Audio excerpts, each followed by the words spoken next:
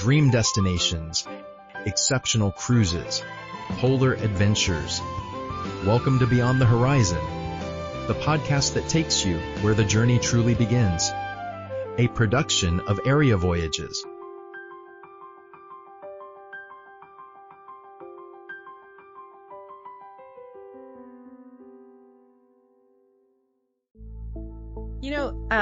When you think about buying a house, there's this certain logic we all just instinctively accept without a second thought. Right. Yeah, you don't even question it. Exactly. Like, you look at a real estate listing for a $100,000 property, and then you look at a listing for a $3 million property in the exact same city. Yeah.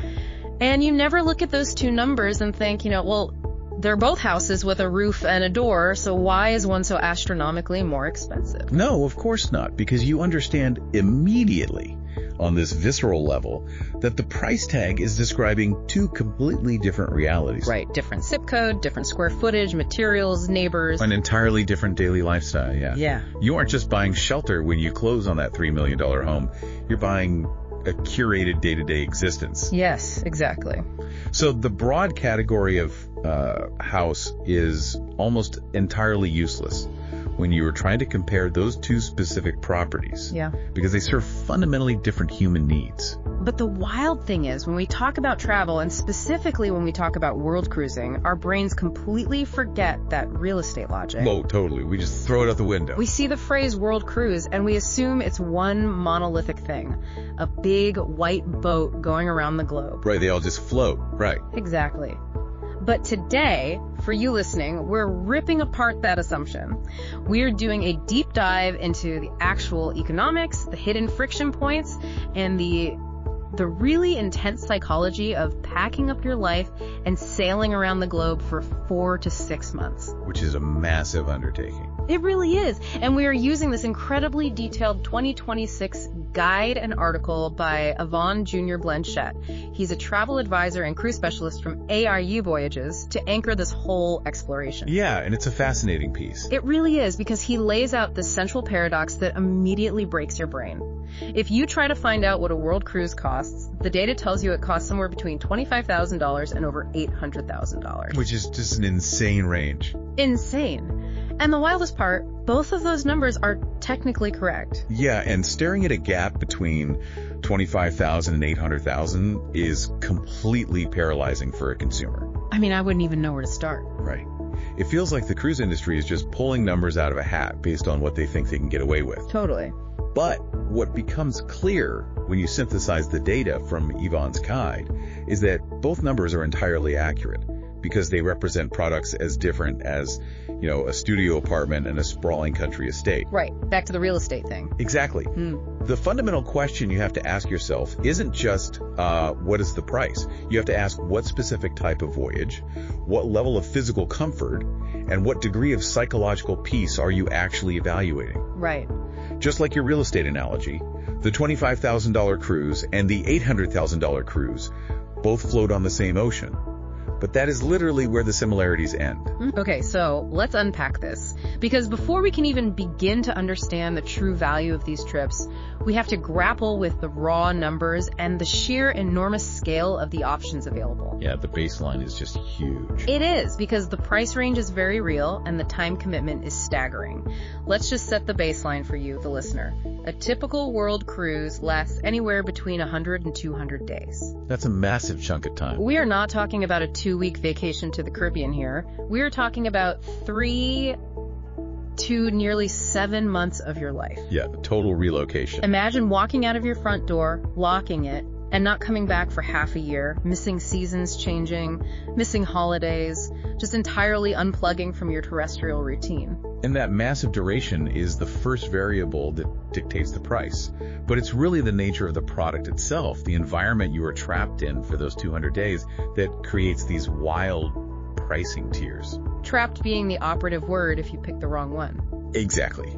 The market basically breaks down into 3 distinct levels, and it is vital to understand the demographic and the lifestyle each tier is catering to. Okay, so let's establish the entry-level tier first. Sure. We're looking at mainstream lines like Princess Cruises and Holland America.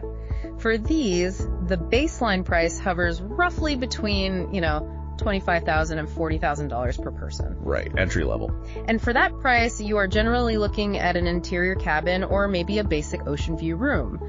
You are boarding a ship with much larger passenger counts, often a few thousand people. Which completely changes the vibe. Oh, entirely. And there are significantly fewer inclusions in the base fare, but these are genuine circumnavigations. Yes, you are still doing the road. Right. You are traversing the Panama Canal, crossing the Pacific, navigating the Indian Ocean. You are physically doing the thing. And for a specific demographic of travelers, this entry-level tier delivers the exact utility they require. They want the geography. Right, they just want to see the places. Yeah, they want to see the ports, and they simply don't care about the luxury trappings. But you really have to mentally put yourself in that environment. That's hard to picture.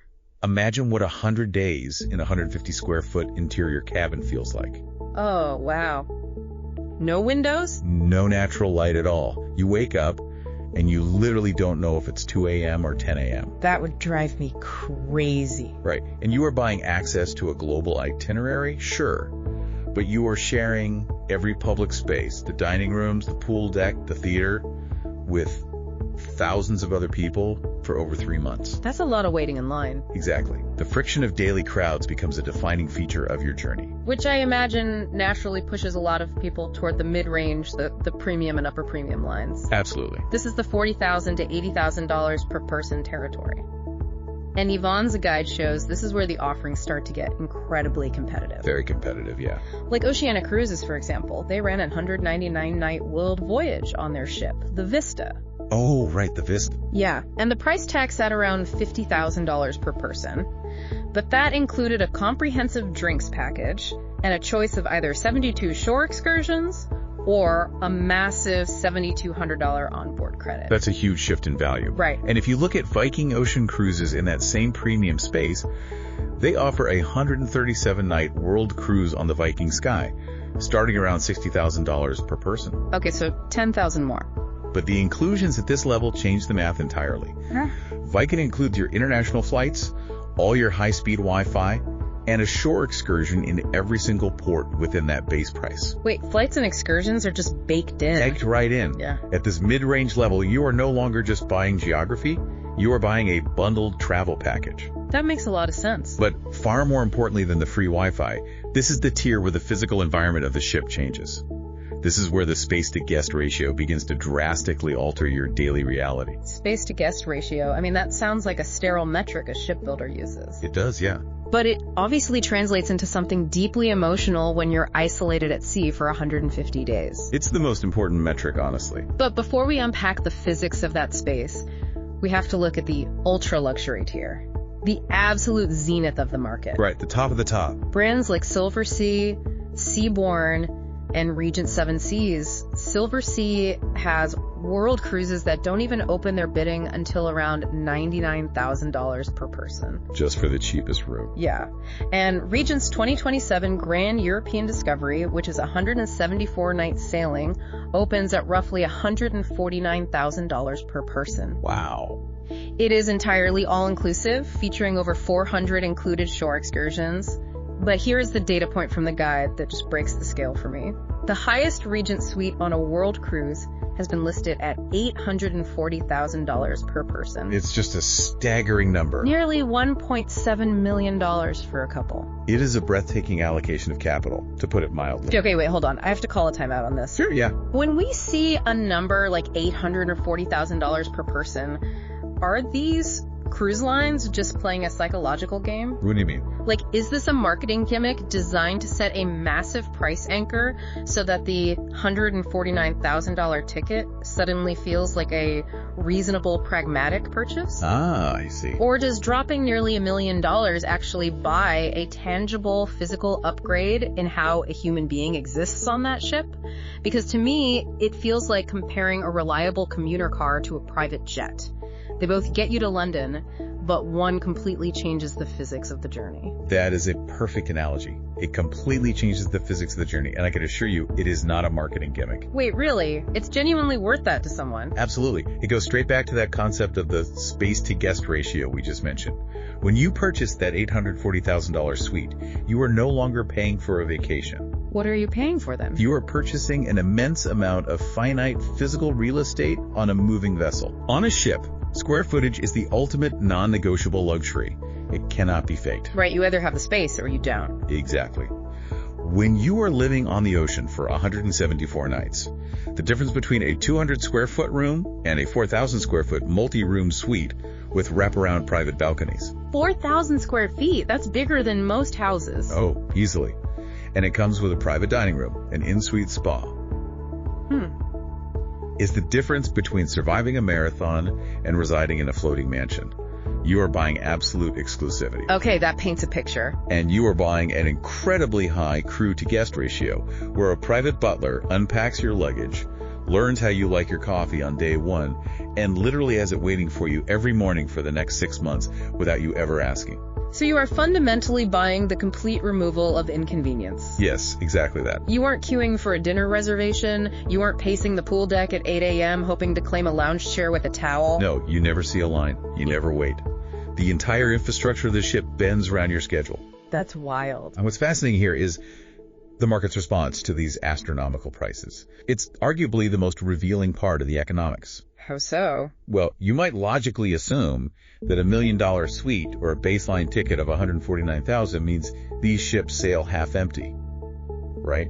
Yeah, I would assume they rely on high margins rather than volume. Right, but the data shows the exact opposite. Take Seabourn's 2026 Ring of Fire World Cruise, which is a 129-day voyage. Okay. It sold out completely, top to bottom, long before it ever departed. You're kidding. No. It proves that at the ultra-luxury tier, the demand for highly curated, massive square footage experiences severely outpaces the supply of ships that can actually deliver it. They literally ran out of inventory for people willing to casually drop hundreds of thousands of dollars. Yes. Which really forces a perspective shift for you, the listener. Wherever you are right now, I want you to imagine committing to 200 days at sea. Just pause and visualize that. It's hard to fully grasp until you're out there. Right. You wake up, you look out the window, and there is nothing but the deep blue of the Pacific Ocean for 5 days straight before you see land again. Just ocean. How much physical space, how much personal attention, how much acoustic quiet would you realistically need to not feel a creeping sense of claustrophobia? That's the real question. For some people, simply breathing the sea air is enough.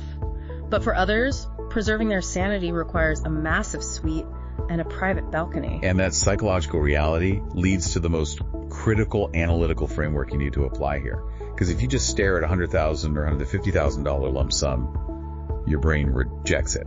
Yeah, it's just too big of a number. It's too abstract. It registers as a mortgage payoff or a child's university tuition, not a travel expense. It feels completely unmoored from reality. Right. So to ground it in reality, Yvonne argues you have to transition away from the total sticker price. You have to evaluate this through the lens of daily living expenses. All right, the per day paradigm. Exactly. You have to adopt a strict per day paradigm to see if the math actually works. Let's run those numbers then, because this is where it gets interesting. Let's do it. If we take an ultra luxury fare of $100,000 per person and divide it over a 140-night voyage, it breaks down to approximately $714 per person per day. Okay. If we look at a premium fare of $50,000 over 120 nights, it works out to about $417 per person per day. Right. But we need to be forensically precise about what that $417 or $714 is actually purchasing. Because it's not just a hotel room. Exactly. You are not just renting a bed. That daily rate covers your housing, yes, but it also covers your intercontinental transportation. The actual movement. The physical fuel and logistics of moving your body from Tokyo to Mumbai to Cape Town to Barcelona. Wow, yeah. It covers 3 meals a day, plus snacks, and on these upper tier lines, that means unlimited access to specialty steakhouses, French bistros, and sushi bars without ever seeing a bill. Which is huge. It covers premium spirits, champagnes, fine wines. It covers the high-speed Starlink Wi-Fi, allowing you to stream movies or FaceTime family from the middle of the Drake Passage. Which used to be impossible. Right. It covers Broadway caliber evening entertainment, all gratuities for the crew, and the port taxes required to access the globe. Okay, so what does this all mean? Let's pull that $400 to $700 daily range out of the ocean and benchmark it against terra firma. Yeah. Let's try to replicate this lifestyle in a major global city. Good luck. Right. If you, as an independent traveler, try to book a luxury 5-star hotel room in central London or Tokyo. Which is already pushing $400 or $500. Exactly. Then you eat 3 sit-down restaurant meals a day, pairing your dinner with a good wine.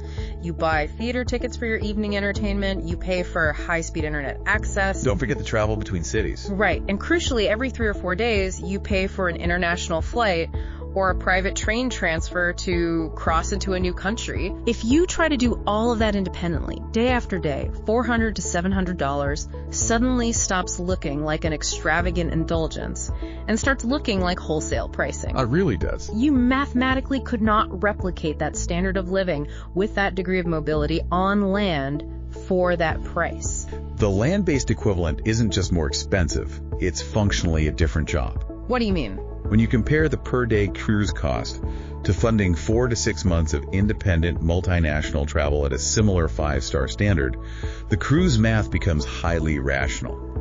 But beyond the hard costs of hotels and flights, there is an intangible asset you are acquiring that never shows up on the itemized receipt. Okay, I'm intrigued. What's the invisible asset? And it is arguably the most valuable commodity of all. It's the complete eradication of planning time. Oh, wow. Think about it. If you have ever organized even a 2-week vacation to Europe, you know how much time you spend researching train schedules, reading hotel reviews, figuring out which neighborhood is safe? Translating menus, booking airport taxis. It's exhausting. Exactly. Now multiply that by 140 days of continuous, relentless global movement. I would lose my mind. Booking 40 different flights, vetting 40 different hotels, arranging 80 different airport transfers, finding 3 reliable meals a day in a dozen different languages. Managing that independently is not a vacation. It's a full-time logistical career. It is a grueling career. Yeah. The cognitive load is crushing.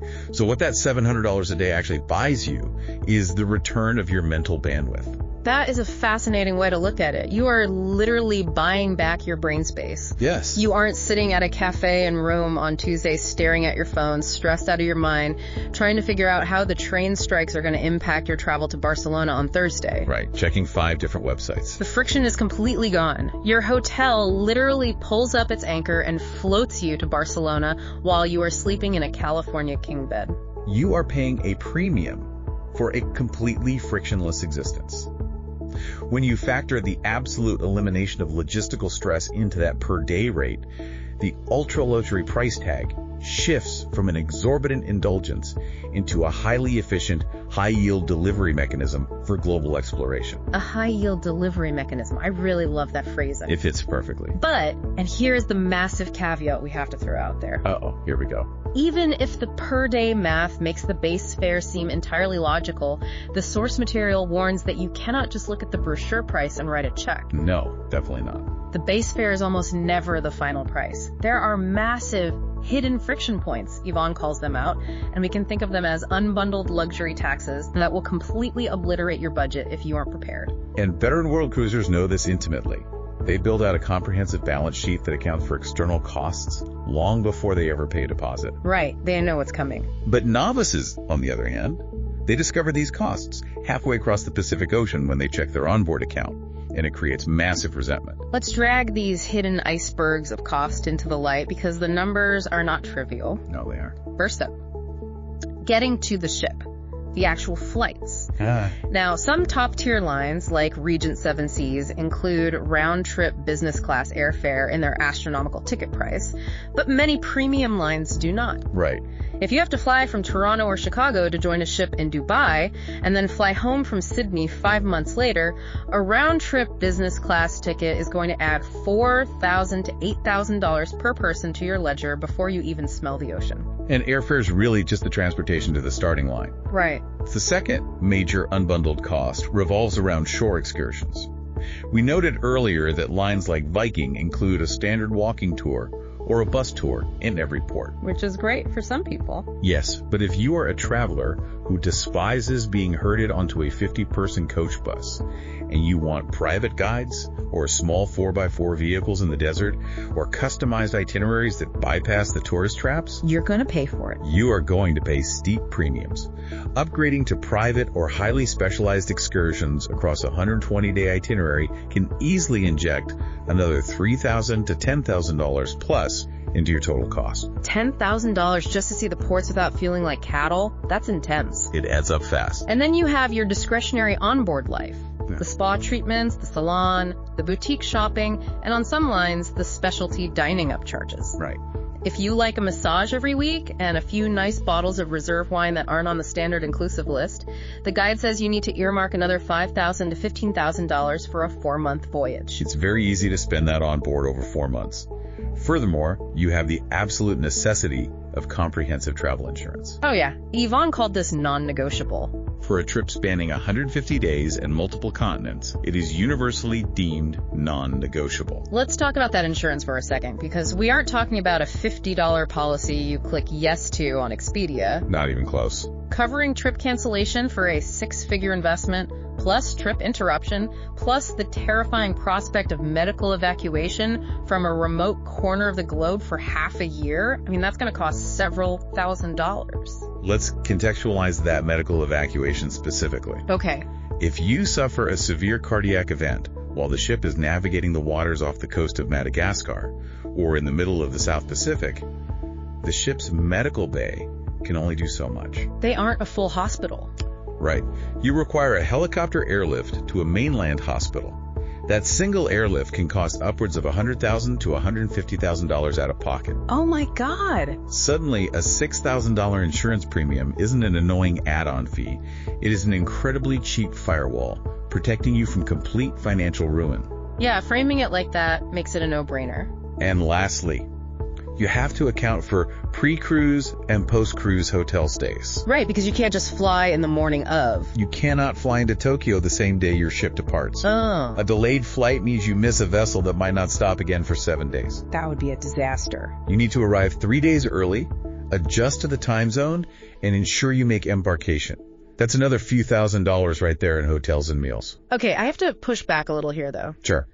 If I'm paying $50,000 for a premium cruise, why do I still have to worry about a $10,000 excursion bill or paying for the hotel the night before?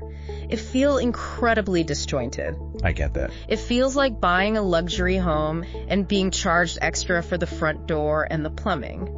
If it's a luxury world cruise, shouldn't it just include the world? I completely understand the psychological friction there. Yeah. It feels like you are being nickel and dimed on a premium product. But there is a very sophisticated economic architecture behind why these lines unbundle the product.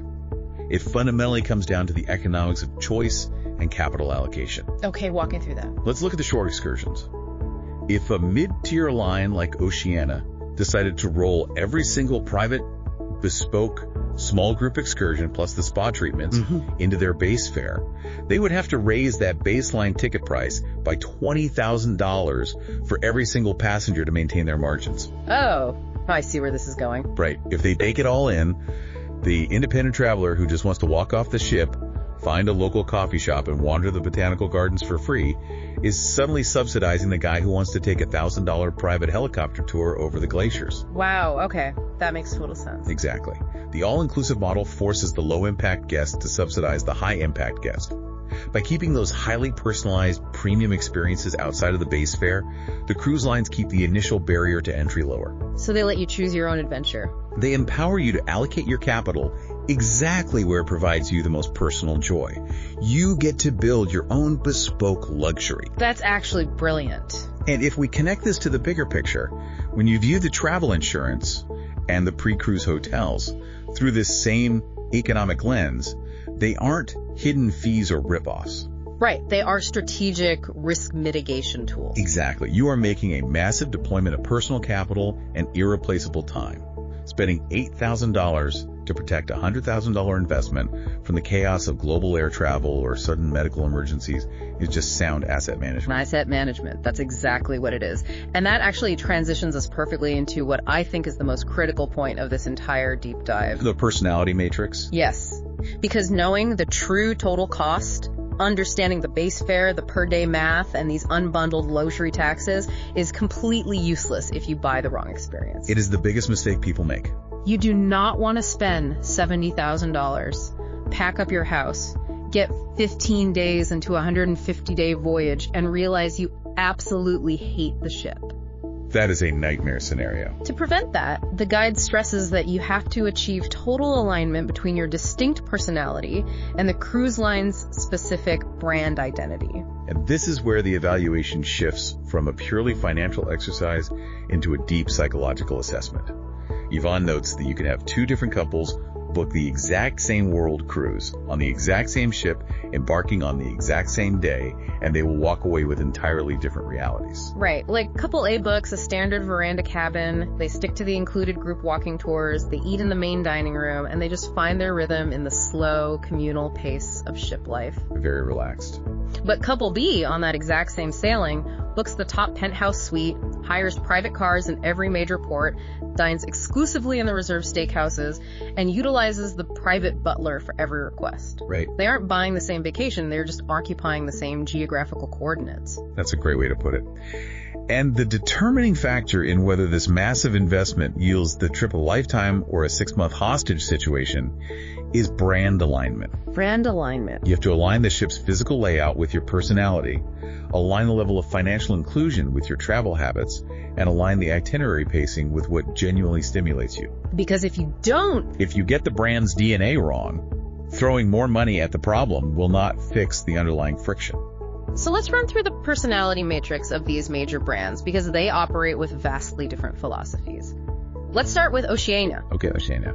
They are explicitly defined as the culinary line. Their itineraries and their operational focus are built for travelers who care just as much about the gastronomy as the geography. Yes, food is front and center for them. They brought in Jacques Pepin as their founding executive culinary director. And think about what food means on a 150-day trip. It's not just sustenance, it becomes your primary form of daily entertainment. It really is the anchor of the day. And Oceania also focuses heavily on port immersion with long voyages and overnights, which we'll get into. Then you have a brand like Seabourn. Right, Seabourn. And according to the text, they are defined entirely by their intimacy. We are talking about very small, agile ships carrying perhaps 450 guests. Very small. The crew-to-guest ratio is nearly 1-to-1. It is designed to feel like a private yacht club where everyone knows your name by day 2. Which is why they sell out so fast. Ooh! Then you have Regent 7 Seas, which operates on a totally different axis. How so? They are the benchmark for the zero-friction, all-inclusive model. Flights, all excursions, all specialty dining, premium spirits, laundry, literally everything is handled up front. Wow. Okay. It is designed for the traveler who never wants to sign a receipt or think about money once they leave their house. I can definitely see the appeal of that. What about Silversea? Silversea sits in a unique space, blending ultra-luxury with a strong expedition focus. They deploy smaller ships to deeply unusual, rugged ports that the massive megaships physically cannot access. Oh, like Antarctica or remote islands? Exactly. It's for the luxury traveler who still wants a sense of frontier exploration, but wants to come back to a butler and a martini. Best of both worlds. And finally, we have Viking Ocean. Yes, Viking. They operate slightly larger ships with a very distinct, minimalist Scandinavian design aesthetic. But here's where it gets really interesting. What's that? The most fascinating thing about Viking is how they aggressively curate their environment. They enforce strict no casino and no children policies. None at all. Oh, I get it now. Yeah. By banning kids under 18 and ripping out the noisy slot machines, they aren't just saving square footage on the deck plan, they are actively engineering the passenger demographic. Absolutely. They are guaranteeing a very specific, quiet, adult-oriented, culturally focused acoustic environment. Defining a brand by what it actively removes is just as powerful as what it includes. It is a masterclass in demographic curation. Viking is making no attempt to be everything to everyone. Right. They are happily alienating families with young children and gamblers to create an absolute sanctuary for their target audience. That's so smart. But beyond the physical ship, Yvonne points out that you also have to look at how the itinerary pacing fundamentally alters the psychological vibe of the journey. Wait, how does the itinerary change the vibe? A port is a port, right? Not at all. Look at how Oceania and Azamara utilize overnight stays in major ports compared to a standard cruise line. Okay. A standard ship typically arrives at 8 a.m. and mandates that everyone must be back on board by 5 p.m. because the ship has to sail to the next destination. Right, the classic cruise schedule. Psychologically, that creates a culture of frantic daytime sightseeing. Everyone rushes off the ship, takes their photos, and rushes back sweating to make the all-aboard time. Oh man, I hate that feeling. The evening entertainment is entirely contained within the ship's theater and dining rooms. It is a very set, rigid routine. You are basically a prisoner to the ship's departure schedule. Exactly. But if your ship docks in Mumbai or Sydney or Barcelona and stays overnight, that completely shatters the rigid routine. Because you don't have to rush back. Right. It fundamentally shifts the travel experience from daytime sightseeing to nightlife and local immersion. You can spend the afternoon on the ship, take a leisurely shower, and walk off the ship at 8:30 p.m. to eat at a Michelin-starred restaurant in Tokyo. Or catch a late-night theater performance in London. Exactly, because you know your bed isn't floating away. The rhythm of the ship becomes fluid. The passengers intermingle with the local nighttime economy. That is a night and day difference in how you experience the world. It is profound. Yeah. And Yvonne warns that if you are a traveler who craves that unstructured, spontaneous immersion, but you book a massive ship with 5 p.m. departures and highly structured formal evening galas just because the baseline price look like a good deal, You're gonna hate it. you will be miserable. The severe mismatch between your spontaneous personality and the ship's rigid operational DNA will ruin your 6 months no matter how much money you saved. Okay, so, assuming you have done the deep soul searching. Yep. You've looked at the staggering math, you've accepted the per day logic, you've built a spreadsheet for the unbundled luxury taxes, and you found the specific brand DNA that matches your daily habits. You ready to go? Right. The final hurdle we need to cover is the actual logistics of booking this massive endeavor. And this comes with some intense time constraints, but also some surprisingly flexible options. Let's talk about the flexibility first, because you don't actually have to commit to sailing the entire globe all at once. Which I think is a huge relief for a lot of people. Most people don't realize this, but the cruise lines offer what are called segments. You could essentially buy a slice of the world cruise. Like a trial run. Exactly. If the ship is sailing for 150 days, you can book a 20, 30, or 40-day segment, embarking in Los Angeles and disembarking in Auckland, while the rest of the passengers continue on. So for first-timers who are intimidated by the sheer scale of a world cruise, dipping a toe in with a segment on Viking or Oceania offers a manageable, structured way to test the waters. Yes, it provides structure, itinerary depth, and simplified budgeting without the ultra-luxury formality or the daunting half-year commitment. That's great. But then we get to the booking timelines. And this timeline is genuinely anxiety-inducing. And it really is. These world cruises must be booked as early as possible. We already established that Seabourn's 129-day Ring of Fire for 2026 sold out instantly. Instantly. But the industry data shows that programs for 2028 and 2029 are already open and filling up fast. The demand creates an intense urgency. How does someone even begin to process that? You're telling me that people are sitting at their kitchen table right now, plotting out 150 days of their lives 3 to 4 years in advance. That's exactly what they're doing. Think about how much human life happens in 3 or 4 years. Health declines, family emergencies occur, economic markets crash, grandchildren are born. Committing to a massive financial outlay that far in advance requires an unbelievable leap of faith. It is a massive leap into the unknown. Yeah. But this connects directly back to the travel insurance we analyzed earlier. Oh, right. When you are putting down a huge deposit for a 150-day trip 3 years in the future, that multi-$1,000 insurance policy isn't just about covering a delayed flight. It's the psychological safety net. Exactly. It is what allows you to confidently make that booking.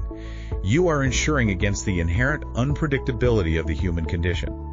Knowing that if your health changes in 2028, you can recoup your $100,000 investment is what gives travelers the courage to lock in their dream voyage today. The insurance literally buys the peace of mind required to engage with the market. Precisely.